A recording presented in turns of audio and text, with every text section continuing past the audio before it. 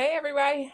So I am back for probably it's not going to be my last video, but it's going to be a video probably that I'll just start to post every month because there's not a lot of big changes going on, and the changes that I do have you can't necessarily see them on my body. I'm not going to be raising my shirt up or anything like that. So I think this is week number 14 or 15. I always lose count. I should probably check the previous video post before I say that, but it's around that 14 or 15, almost 16 weeks of light treatments. And you guys can see that my face has definitely filled in, and it's almost, I've been telling people I'm almost done in the oven with my face. So I'm really excited about how much has filled in so quickly and how well I'm doing with everything. So again, we kind of start off at my progress, and I'll pull in for you guys. I'll take my glasses off. I really don't need to pull in that much. You guys can see I'm almost filled in on my face. My lips are almost, around my lips. You can kind of see that, or it's almost done, and this is almost filled in. This is filling in slower than I would like, but my eye is starting to fill in. This is starting to fill in, of course. So, and this is almost filled in. So those last parts of my face, my ears, you see those areas starting to fill in my scalp. And on that side, started filling, going towards my, I didn't realize where my, after your skin color has been gone for a while, you don't realize where your color actually starts and stops. So, and right here, you can, oops, want to see my lingerie. Um, you can kind of see that I am definitely filling in on my chest. That's starting to fill in. And if you guys will see my arms, you can see my arms fill in that way. So that is starting to fill in on my arms, and it's all the way up here. Yeah. And really excited about my arms filling in. So I have to kind of like turn it. It's like hard to do. I'm being silly, guys. So anyway, so yeah, so definitely glad about getting me back, and I'll keep my glasses off. It's kind of good to see my own color again. At first, when it fills back in, it becomes really dark, and you're kind of, people are just like, kept asking me, "You have makeup on? You have makeup on?" You can kind of see that darker skin pigment, and then the pigment that's actually, you kind of see that. Well, that's really, yeah, that's still that darker. It kind of darkens first, and then it lightens up into your own kind of skin color when it's filling in actively. It kind of is a little bit darker than expected. So, um, but yeah, so I'm really, like I said, I'm very pleased with, excuse me, guys, I'm going to move this a little bit and plug it in, see if it gets me. Anyway, so I'm very pleased with my my progress. And I guess today I wanted to talk to you guys about the psychological part of vitiligo, and that's probably one of the biggest things I think with vitiligo. I've talked to you a lot about, the medical side, and of course the psychological side is still part of the medical side of it, and it can be kind of difficult. So just to kind of get personal here with my post, so just, when I started, I really didn't think about the vitiligo when it started when I was 20. I really didn't think about it much. I think my mom was more, she was more upset about the fact that I had vitiligo than I was. And I just had it on my arm. I was like, big deal. And then by the time I was in college, it had progressed and it was just here, on my, if I'm saying here, it's just on my belly. It was just on my belly, and you could just it was that was the only place that it was that I kind of showed up, and it would just show up in different spots. So most of the time, unless I was wearing a bikini, it was pretty much covered up, and nobody really knew that I had vitiligo unless you kind of, you know, if unless I showed you in a sense. And then when I got I think it was like probably towards the end of medical school, those areas kind of stayed pretty stable. I really didn't have. I had that. I think I had some vitiligo on the back of my neck. I'm not really sure. I don't remember, but I just remember at the end of medical school, I went to Cancun and I had a bikini on. I just remember seeing the spots then. And I would just ask people, the guys I was dating, and again, I'm going to be very personal. So I would ask the guys I was dating, "Hey, does this bother you? Is it bothered by me?" And most guys don't care. Really don't. Guys don't really care. Um, that's, I'm not going to be crude, but you guys know what I'm talking about. As long as I fit your physical description for the most part, unless you're really particular about certain things, most guys didn't really care. Um, that I have vitiligo. And so it really didn't start affecting me until after I had my daughter. And after I had my daughter, I went through a very stressful period. She's 10 now. So that was about 10 years ago. I went through a very stressful period. And I started having loss of skin color on my arm. So it kind of just started here. It just started around my wrist first because my hands were filled in, and I didn't have any color loss on my hands. And you guys can see close up, I hardly have any color on my hands now, even on my palms. I have a little bit of color there. Yeah. So it started here on my wrist, right there, and then it just kind of progressed all the way down my arms, and it stayed like that for a while, and then it started, progressing on my hands. And by the time I had my daughter, it was pretty, I pretty much had color loss on my chest and abdomen and down on my thighs.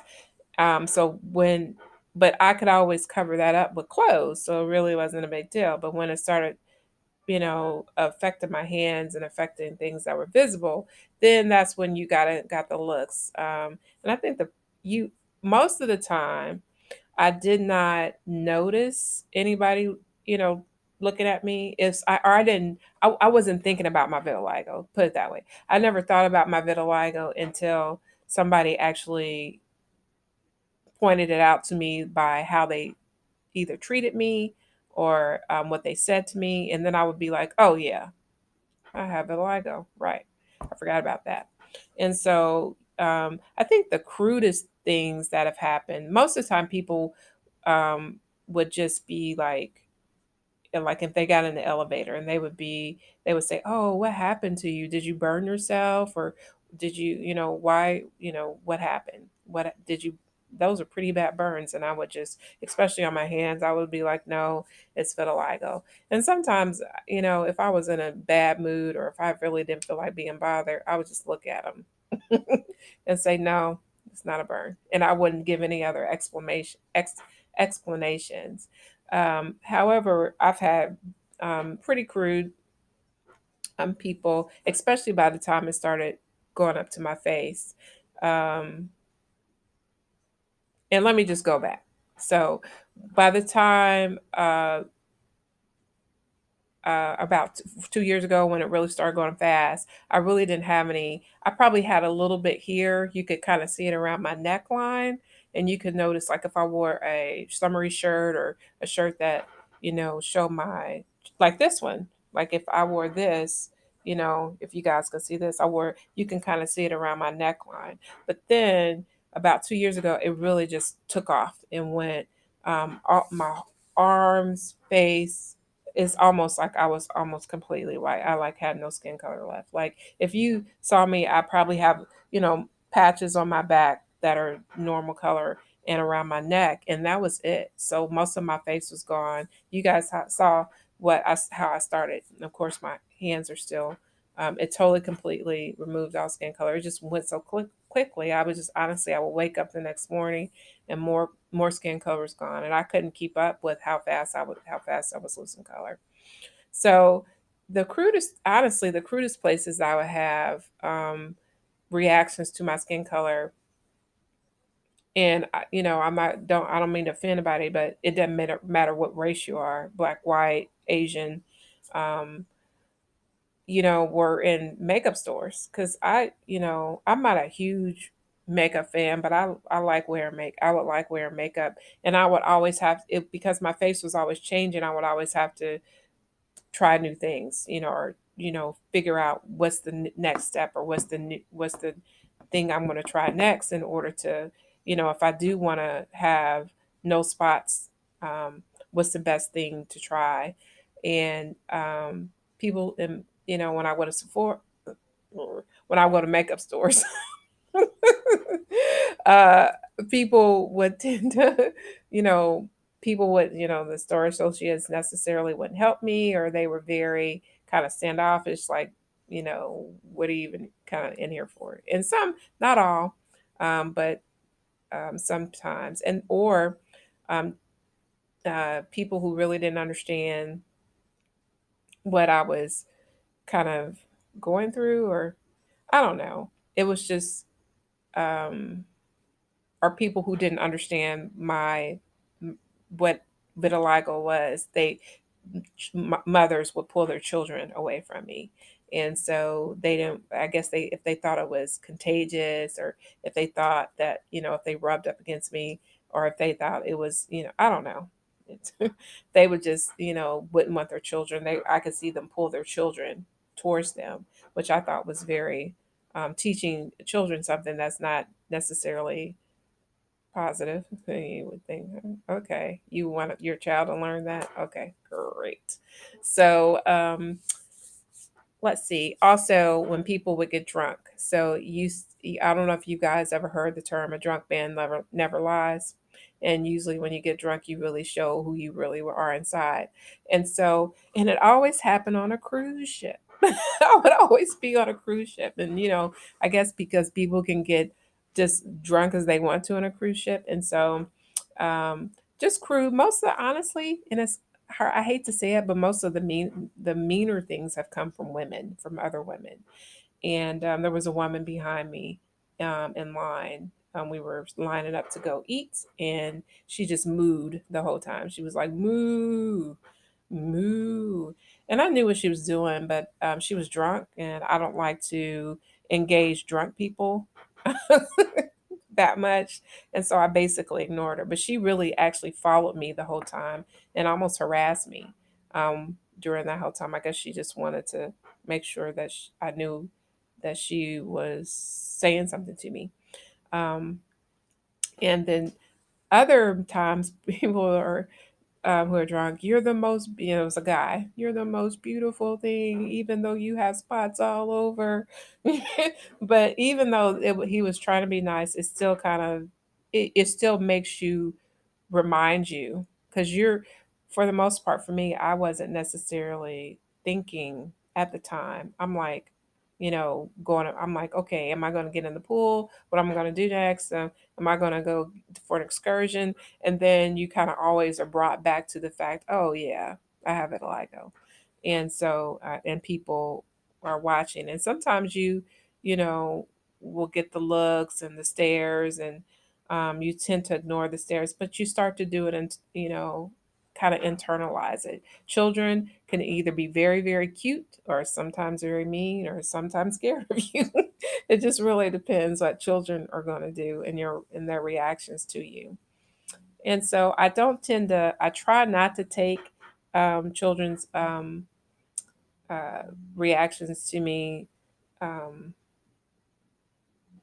that much, but I just, what I tend to do is just look at the parents, especially if they say something really mean. I really expect the parents to teach and understand, help the child understand. I've had some children say some quite mean things to me, and it really doesn't affect me when it's just a child. But there was one time when a child said something to me. We were at a beach, and um, it was very mean, and my family was around, and I was more concerned about how my family felt, and did they feel embarrassed, and did they, how they felt, because of what the child said. So anyway, so yeah, it can take a psychological toll on you. And honestly, for people who are out there dealing with vitiligo, who are watching this video and kind of know what I'm talking about, and see the stares and the questions and the sometimes rude remarks, the main thing I can tell you is if it's really starting to affect you mentally, which it did for me because mine went so fast and I really didn't have time to adjust. And I probably needed it for a while, but I got therapy, you know, and I needed somebody to talk to about. Besides my husband, who was very supportive, who is very supportive. Um, I needed somebody to talk to about. I needed to kind of work out any issues that I had tagged to the vitiligo, like personal things that I brought up with me during childhood. So I'm going to tell everybody therapy is honestly, if you are having issues or having um, starting to inner self hate and starting to um, stay inside or not want to go outside or not, be who you are, or kind of lose yourself and kind of, I want myself back. I got to a point, I was like, well, I really want myself back. I just want me back. And you have to get to a point where your me back is not necessarily what you are on the inside. Although I love my color. I love, the way my skin tans in the summer. I love the way my skin color looks up against certain colors like orange and reds and yellows. But that's not me. It's in me in a sense, but who I am is not determined necessarily by what I look like on the inside, which is why I made this, I was like, I got tired of the makeup. I got tired of putting on makeup all the time. And I really had to get to the point where if, if you I'm not going to just put on makeup all the time so I can appease you, which is really what we're doing. We're appeasing people on the outside in a sense so they won't react to us. And um, so I was just like, well, if you don't accept me for what I look like on the outside, then that's your issue and not mine. And that's how I had to really focus on is your issue with me, especially if you don't know me, if you're just meeting me and you're just seeing me for the first time, your issue is a lot with you. Your the problem is with you and not necessarily with me because of the because of how I look. So, and I just had to come to that point. Does it hurt still? Yeah. Do you have to work through a lot of stuff? Absolutely. But working through it is part of, just part of the process. And I would just tell anybody to really definitely get therapy and don't try to um, work through anything without it. Like think that, oh, I'm okay, I'm all right, everything's okay, when it's not necessarily okay. So that's my end and take on everything. Um, if you guys definitely, there's a lot of websites and there's a lot of, you know, support that you can get for vitiligo. A lot of information, but just like I said, if you don't mind um your the way you're the if you don't mind that you have large areas of vitiligo, then you should be okay with that. But if you there are models like Winnie Harlow who has vitiligo and she's fine with that. There are people who don't want their vitiligo to fill back in. They don't want their skin color to fill back in because they've been like this their whole life. They're okay with it. Mine went very fast. I wanted my skin color back. So, and I'm okay with that too. But you have to be comfortable in whatever state that you're in. Okay, that's biblical. Whatever state that I'm in, I'm good. So I hope you guys got something from this, and I hope you guys are excited as I am and excited for other people, even regardless if they decide to go through treatment or therapy or not. That we just we support each other with people who have vitiligo, and also that we um, you know even if we support the ones that have vitiligo. We support each other, and that now you kind of, if you don't have vitiligo, you have a better understanding of the kind of psychological toll that it takes on people that have vitiligo. Everybody's different, but I probably hit some very common feelings in this video. So that people who have vitiligo, I probably hit some common feelings. So again, I think this would be my. I probably won't do another one for about a month now. I want to heal in my body a little bit more and take a little bit more time to do some videos concerning some other things. We are definitely in a season of coronavirus, and I've been kind of taking some time out to do that and expand some things as far as legislation in my um, state of Georgia. So we'll check in every month and see how I'm doing. And I plan to get some professional pictures done. So we'll definitely do that. So thank you guys for um, journeying with me every week or every other week. And I hope to see you back probably in another month or so. All right. Bye.